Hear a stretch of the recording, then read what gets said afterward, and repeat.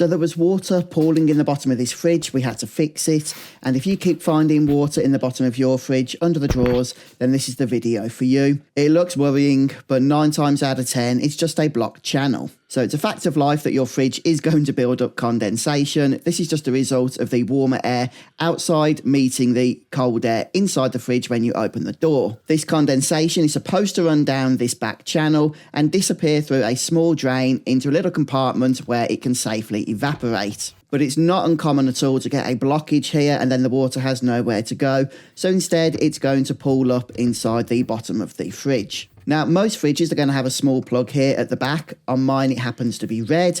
And this plug usually has a plastic strip or stick attached to it. That's not part of the packaging. It is actually there to help unblock the drain when need be. So if you have one of these, just take the plug out and gently feed the plastic strip into the hole, wiggle it around a bit, and hopefully that should clear the blockage. Now, on our fridge, this strip wasn't actually long enough to reach where the blockage was, but what I used was this long plastic cable tie and found that it worked really well. However, don't use anything made of metal to do this. And with this blockage cleared, the water from the built-up condensation should start running back down this hole as normal. And keep your plug in place as well. It's designed to be there. But if you have found your fridge is filling with water inside, it doesn't mean it's broken, thankfully. It just means the drain can't do its job. But once that drain is clear, just pop that plug back in, refit your drawers, and that's it. The water should stop pooling. So no engineer needed, no parts, literally just a 2-minute fix. And if this helped, please feel free to like or subscribe. I'll have more simple fixes like this one coming, and you'll never know what you'll need next. So catch you next time.